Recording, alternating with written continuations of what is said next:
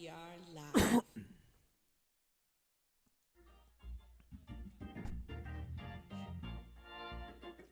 You're about to listen to your morning devotions hosted by Pastor Colin Edghill of John Street Church of God from Georgetown, Guyana. A word to inspire, encourage, and uplift you. A word to motivate you to commit your life to the God who never fails. This is brought to you by Heavenly Eyes Beauty Salon, 10 Ben Street, Working-Russ, Georgetown, Guyana, the second building going east. The phone number is 592-600-2832. That's 592-600-2832.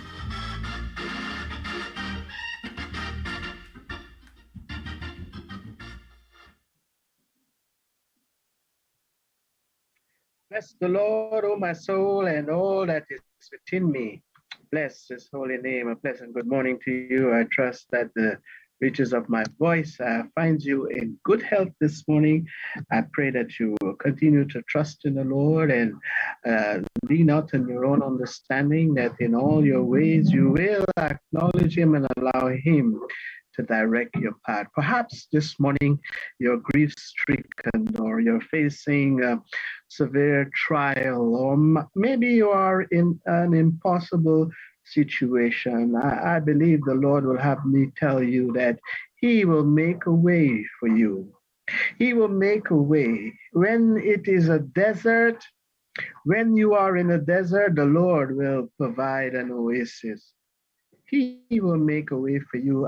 Isaiah says in Isaiah 43, verse 16 to 21, this is what the Lord says.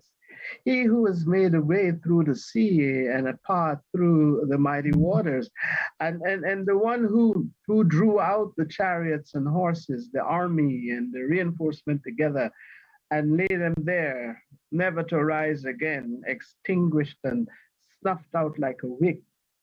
Forget the former things, says the Lord. Do not dwell on the past. See, I am doing a new thing.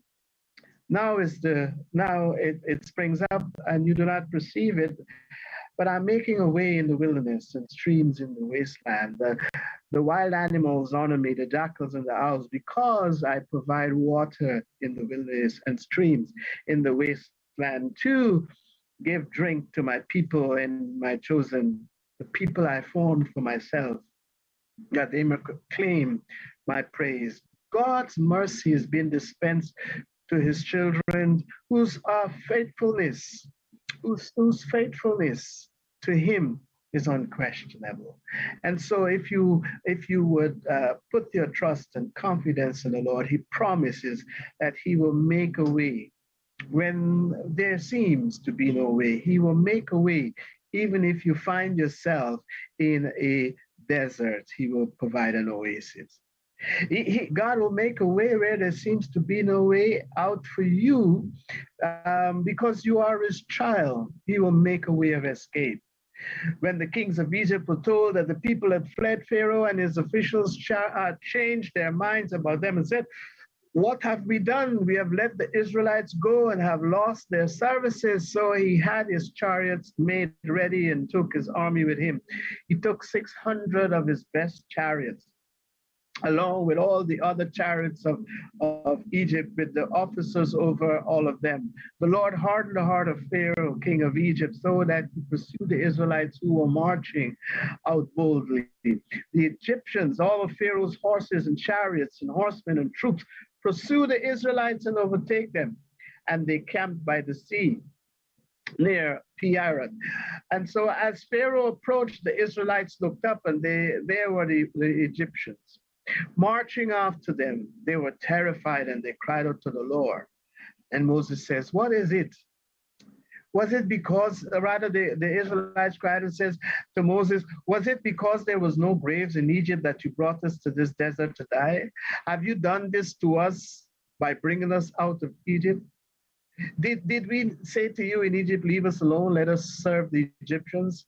It would have been better for us to serve the Egyptians than to die in the desert. But Moses answered the people and says, do not be afraid.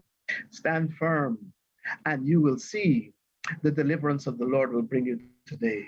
The Egyptians you see today, you will see them no more. The Lord will fight for you You only need to be still. Sometimes in our situation, there seems to be nowhere out. Sometimes as children of God, we find ourselves in predicaments and circumstances that we have, if you will, the army of Pharaoh behind us and the Red Sea in front of us, and it seems as though we are between a rock and a hard place. But the text that we just read in Exodus chapter 5 to verse 14, chapter 14, verse 5 to 14 tells us that God will make a way. The Lord will bring you out of your situation. Why? Because he has not brought you to the point to where you are right now to leave you hopeless. He has not brought you to where you are right now to leave you powerless.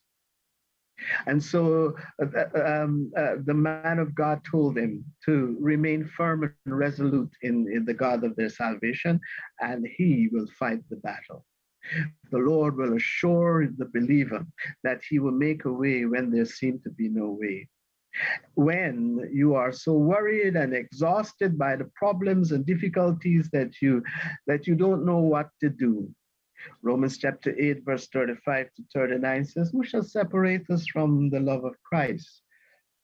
Shall trouble or hardship or persecution or famine or nakedness or danger or sword, as it is written, says Paul, for your sake we face death all day long. We are considered sheep to the slaughter. No. In all these things we are more than conquerors through him who loved us. For I am convinced, says Paul, that neither death nor life, neither angels nor demons, neither the present nor the future, nor any powers, neither height nor depth or anything else in all of creation will be able to separate us from the love of God, which is in Christ Jesus. When we are exhausted by the difficult situations and trials and testing, God says, be still, I'll make a way for you. When you don't know what to do, keep your eyes fixed on me. Maybe this morning you feel trapped in a situation that is out of your control. I want to encourage you to practice patience. So the psalmist David says, for the Lord is your refuge and your strength and an ever-present help in trouble. Therefore, we will not fear, though the earth give way and the mountain fall into the sea, though the water roar and foam and the mountains quake with its surging. There is a river whose stream the Lord will make glad. There is a river flowing. Hallelujah. And finally, when you feel hopeless and when you have no idea how to recover, God says to you, I will make a way for you. Psalm 23, verse 8, he says, surely there's a future and your hope will not be cut off. Surely there's a future and your hope will not be cut off. We have the assurances of God that he is still in control. He still sits on the throne. He still is God and always will be God. Proverbs 24 verse 40 says, know also that wisdom is like honey for you. If you find it, there is a future hope for you and your hope will not be cut off. Your hope will not be cut off. Your hope will not be cut off because God is God, and he always will be God. Psalm 147 verse 11 says, the Lord value those who fear him. Those who put their hope in him is faithful, and in his faithful love will find him as a present help. And so, love, where do I put my hope? Where do I put my hope today? Psalmist David says, my hope is in you. My strength is in you. Everything that is of concern to me is in you. My life is in you.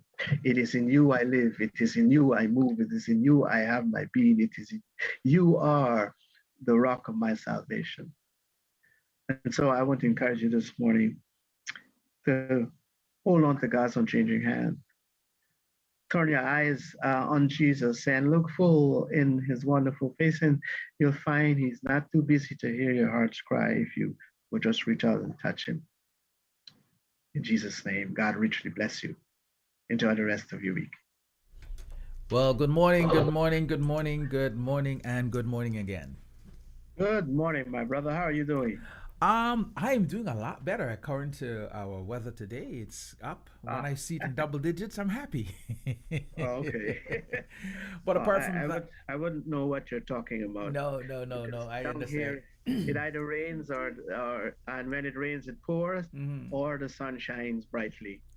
Yeah, we're experiencing some really good weather, and I think, especially in this part of the region here, Ontario, when the sun comes out and it's warmer, um, things get busy and it buzzes, and and everybody gets happy, and you can see the glow on their faces, because it's warm, and you don't get that cold look, but you get that bright look. So, Oh, yeah, okay. it's warming up now, so we are pretty much in good standing, and but the interesting thing is that it takes a little while for us to well, not everybody, but most people, it takes a little while for them to realize that the sun is out, they need to get out, because you have to retrain your mind that you no longer need to stay in. I'm guilty. You have to get your mind ready to start going outside again, to enjoying the sun. So it's quite an interesting thing that happens with the human beings. But I needed to ask you, how is Guyana doing? Well, it depends on who you ask, really. For some people, they have they seem to the more they get, or the more they have, the more they get.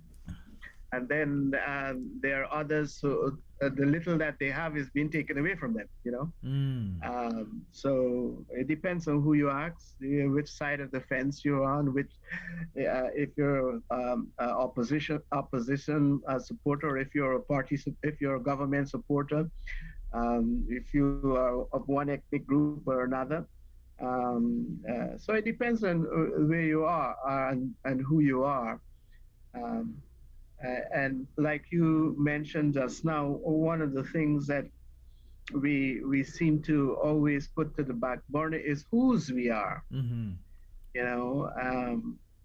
And so at the end of the day, each nation have its own trouble. We just heard in the news there with the politicians are the same wherever they are. It's the same spirit that governs all Yep. of them. Yep. They will say and do whatever they have to say and do to get you to put them in a place where they can do and say what they want to do and say Mm-hmm. And get away with it too. and get away with it scot free. Because Yeah, because they make the laws, right? which is true. You know what's interesting though, and I want to talk, if we could, a little bit about this in terms of the nations of people that are in Guyana. One, um, and how we are judged based on what we look like, and not Mm-hmm. necessarily what's factual or what's true about us.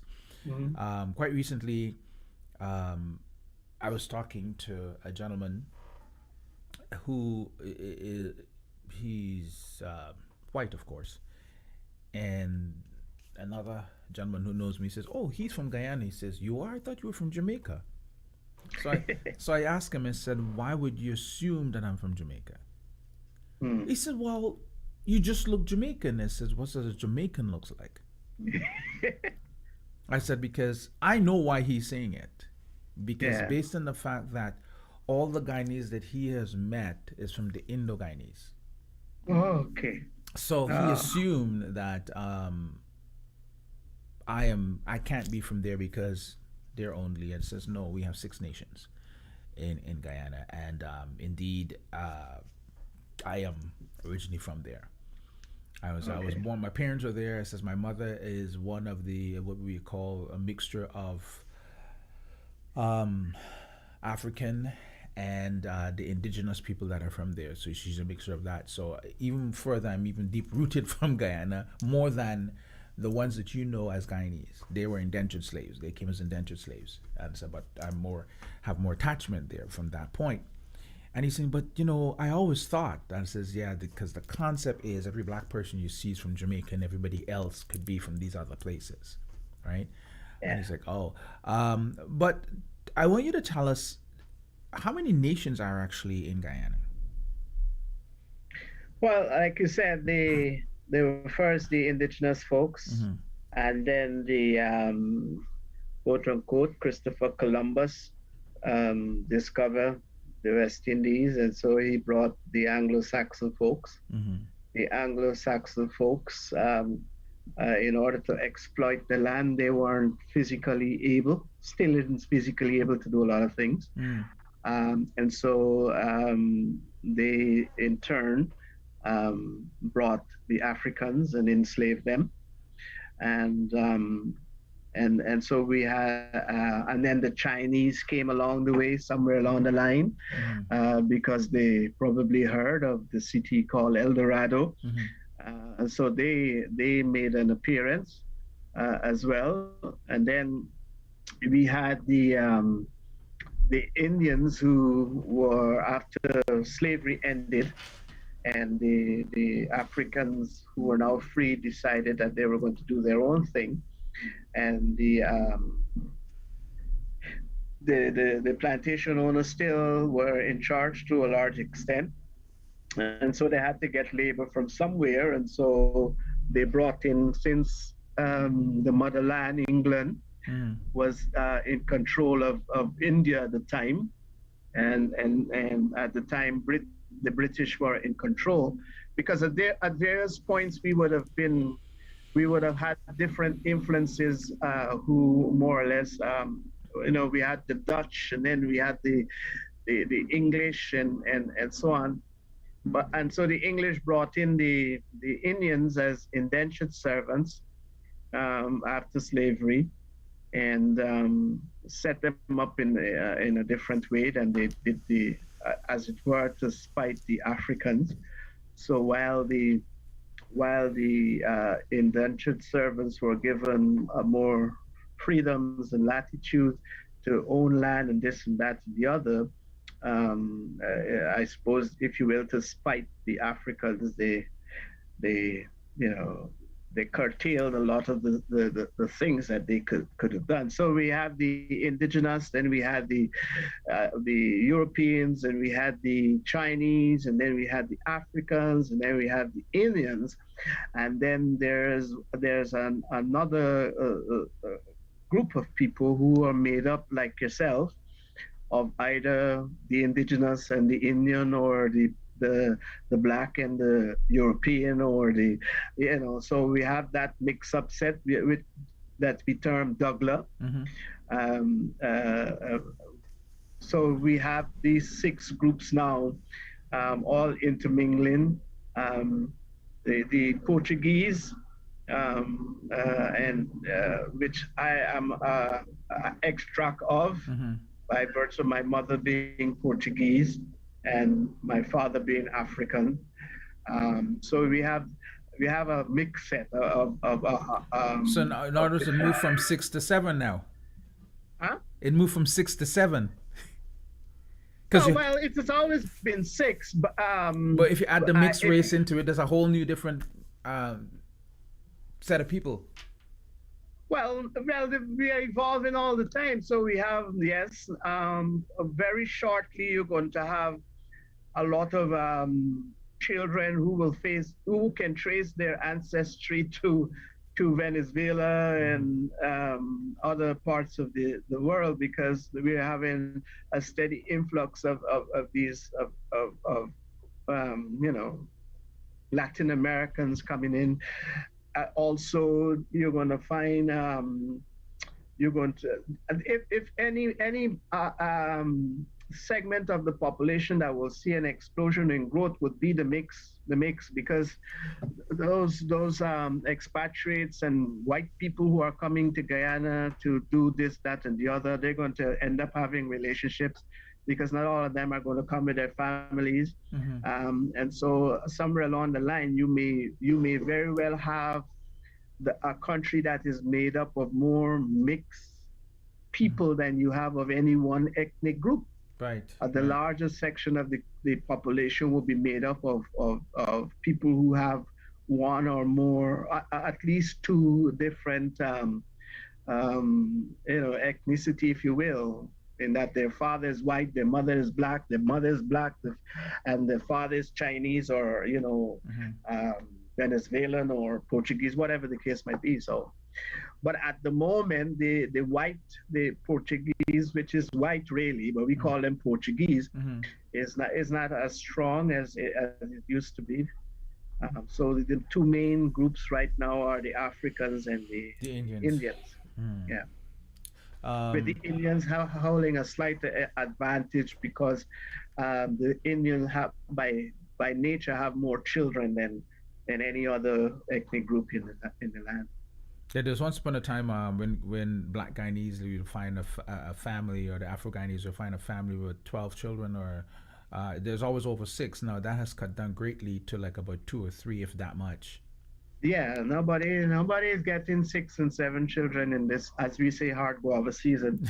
Um, but you may, but a man may have 6 or 7 children, but he may not. He just he will not have it with one partner. Mm, He yeah. will have. You will very well find you go to a funeral of a man and he has a Amerindian child, an Indian child, a black child, and so on and so forth. Um, because he had, instead of having children with one partner, Hmm. he has children with several different partners. So if a man is going to have a lot of children, it's not going to be with one partner. Mm. I heard a documentary. I can't remember the name. I forget the name of the guy. He's a Black American who speaks a lot about Black folk and why Black folk needs to understand. And he made a statement about the reason why Black folks are more the ones that more of a consumer type more than anybody else. They'll spend on things not that they need, but on things to impress somebody else.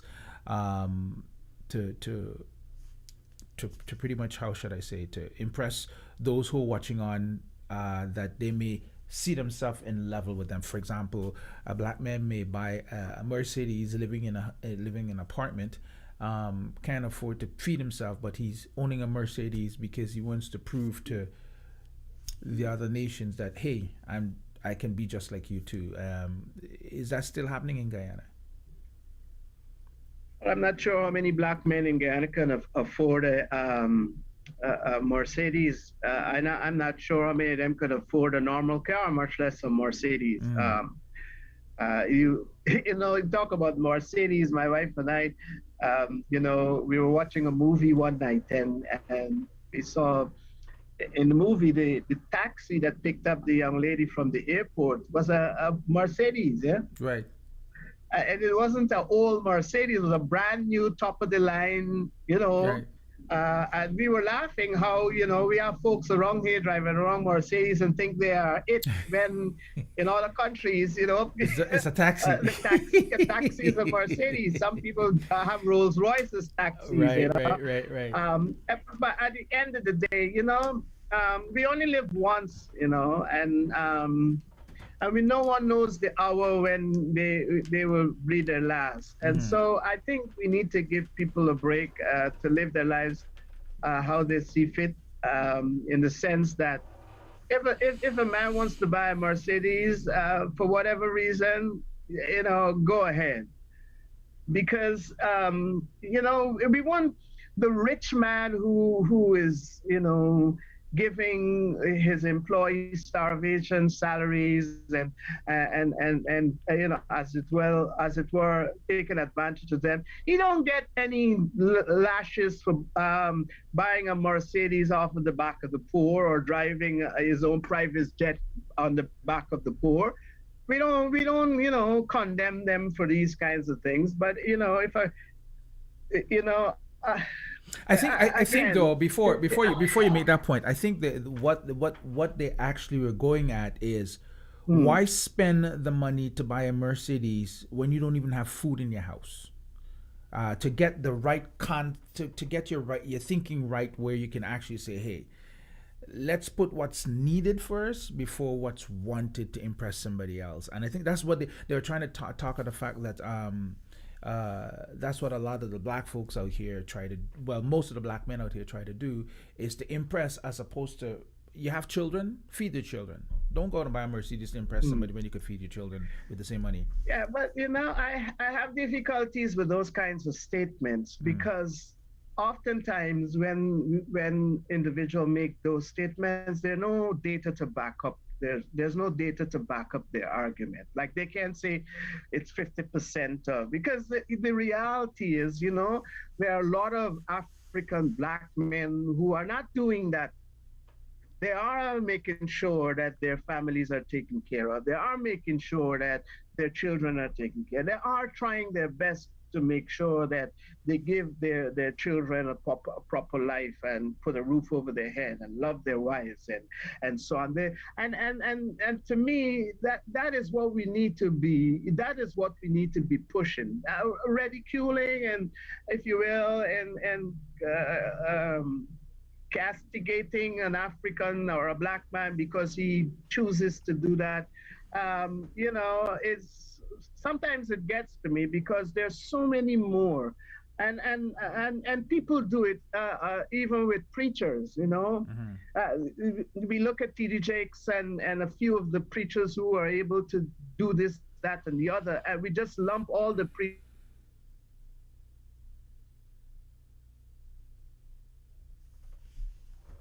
I'm not sure if we lost Pastor Colin. Preaching on Sunday went to church and they walked from where they were living and went to the church. You just pause for a second. Really, I'm glad that you say that, because this is what I'm trying to get at. Most of the stuff that we hear, these kind of information, there is enough data to prove this happens, but only in one place. That might be in the United States, right? Everywhere else, it's not necessarily so, or it might be a North American thing, but everywhere else is not necessarily so, because when you really think of other parts of the world, family is still very relevant to the men in terms of how their children are taken care of and things like that.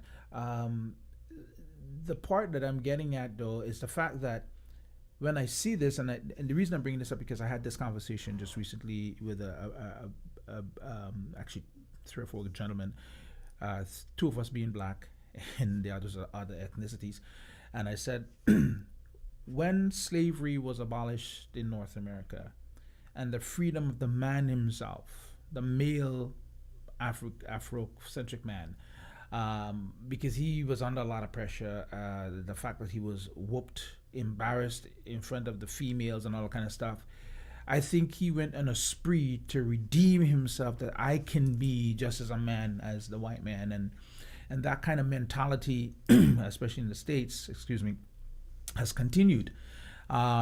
And it's, to some degree, it's still around. We want fast money to prove ourselves. We want quick money. We don't care how we get it. We don't care who we steal from, kill, or whatever the case to get it. And it's trying to change the thinking or the mentality of us out here, the North American type. I mean, as opposed to if it's the same thing that is happening in places like Guyana, Trinidad, Jamaica, those kind of places, like how was the mentality, the thinking man is. And as you said, there are some good men. No, not all of us are the same. Well, look at it this way: when slavery was abolished, the Africans who were enslaved were never compensated for their labors. True. When slavery was abolished, it was the Africans who were enslaved didn't have degrees. Many of them couldn't read and write to save their lives. Mm-hmm. I mean, they were intelligent and they had intellect, but they were deprived the basic things of learning how to read and write properly. When slavery was abolished, England paid the white plantation owners for the slaves to pay them for whatever losses they would have. But what did the African get? All he got was his freedom to run around. In Guyana, for example, when the Indians were given land to do whatever, Africans, had to do twice as much, 3 times as much to get what they got. So we have always been at a disadvantage, even today. Today in the world, in North America, for example, and even Europe, you have black men who are more educated and gifted and talented making less money than their white counterparts. You know, Or even Indian counterparts, if you you want to put it know, that way too, especially compared to yeah, yeah, but yeah. that's the reality. Just the other day, if you go on Netflix, you'll find a documentary or a TV series of young South African and African millionaires. Mm-hmm. And it's a show about young Africans who are millionaires.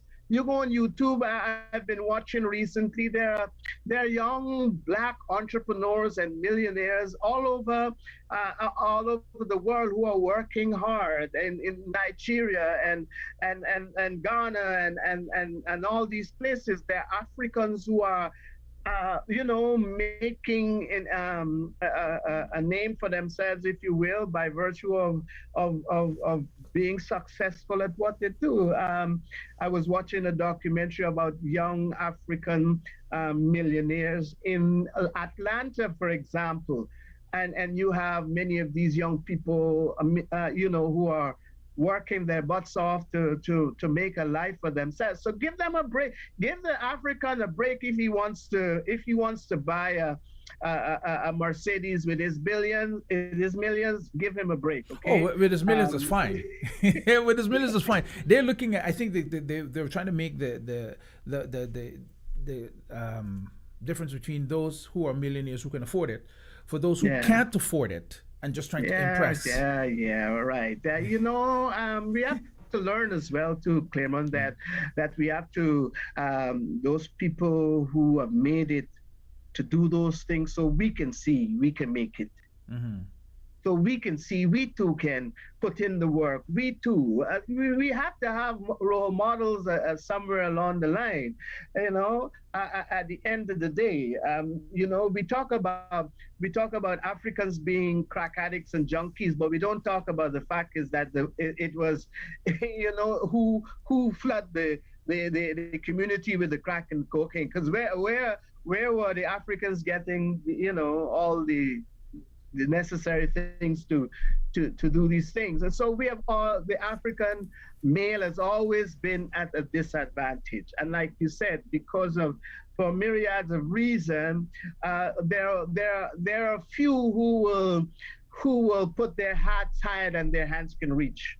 There are a few who will go overboard and do X instead of Y, or not have all their T's crossed and all their dots I. But again, when we consider the amount of the percentage of people who are doing that and the percentage who are, trying their best, single mothers, we talk about black men. Well, what about the single mothers, the black single mothers who are, doing 2-3 jobs to make sure their child get a proper education?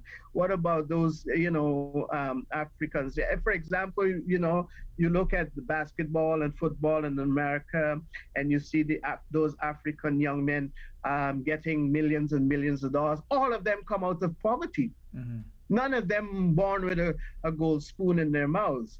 And then you have those very men who now got that. They're not doing the same thing with their kids, but they're teaching their kids, they need to work, they need to be responsible, et cetera, et cetera, et cetera. So at the end of the day, we have to be balanced. And of course, the negative things in our world gets more notoriety than the positive things.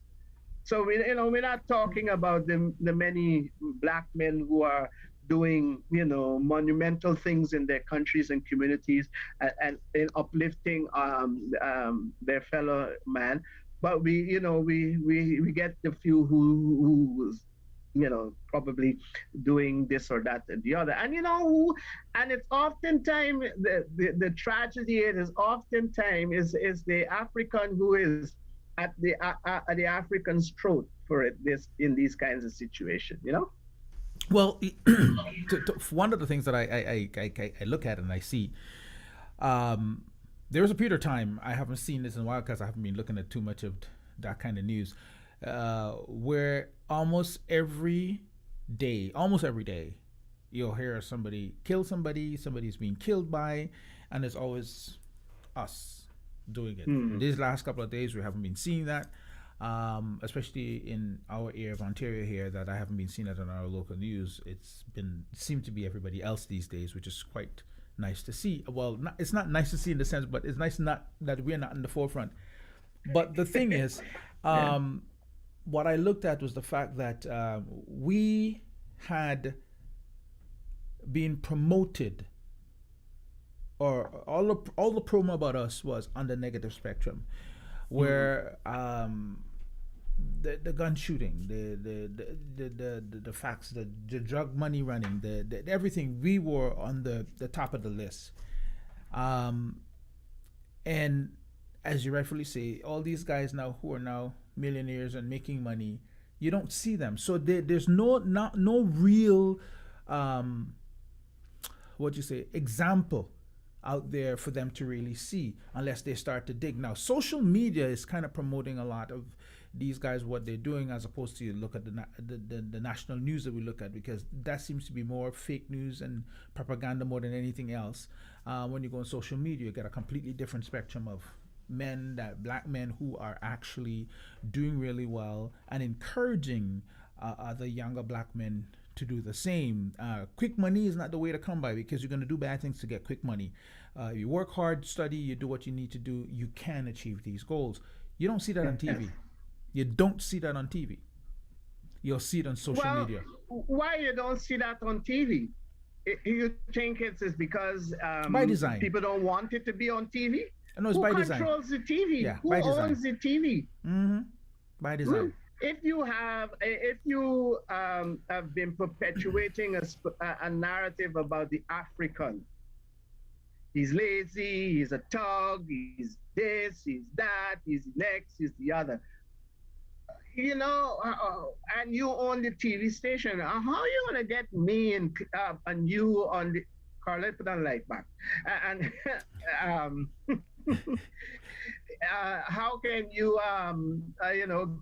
get these role models on the TV? Black people don't own no TV station, so and you hear, you look at certain TV channels, and it's everything about the black, even as good is evil spoken of.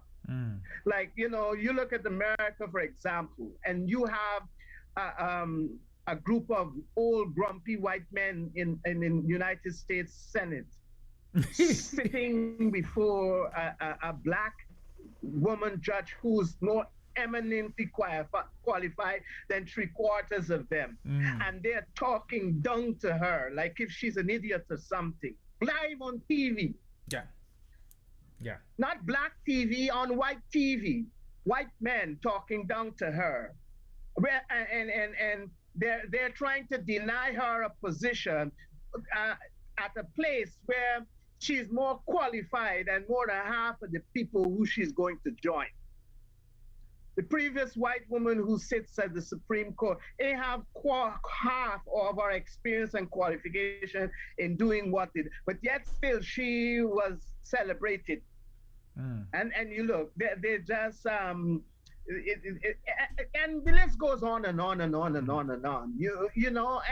And again, you have a black Supreme Court judge, for example, who's married to a white woman who's who is saying all kinds of crazy things, and yet still he is saying that we should shut up and be quiet because whatever they do is the right thing to do because of his position. So you have a lot of Africans in position. They're not helping the African cause. They're taking the side of the oppressor. Well, they have to do that to keep their stuff in line, right? And I mean, I'm saying all this to say this, that this is the reason why we're here, to bring the good news, to encourage those, especially those of the Afrocentric people in the diaspora and in our nearby community, to let them recognize that all is not lost. All is not lost, and Martin Luther says you keep asking the black man to pull himself up by the bootstrap, but what you keep forgetting is that you took away his boots. There you go. So you keep asking the black man to make something of himself, but yet still you stack the deck against him so high. You know, he is given twice as amount of jail time than his white counterpart for a lesser crime, and you want him to be a model citizen. You deny him access to education and all the other things that goes along with it, and then you say, man, you're not making something of yourself. Which How is is he going to? which is quite true. Interesting enough, as you're saying that, whenever you look at a black man in an oppressed situation, guarantee Is there you, ever a time he hasn't been in an yeah. oppressed situation? But here's the thing, though. No matter what, my mom used to say this: the stricter the government, the wiser the population. Eventually, he finds a way out of it. This to Yes. show you our abilities and our giftings and what we can do, regardless of how you try to oppress us, regardless of what you try to do. Yes, We yes. will find a way out of it. And I want to encourage whoever's listening out there, whether you're from whatever background you're from, especially our Afrocentric brothers and sisters.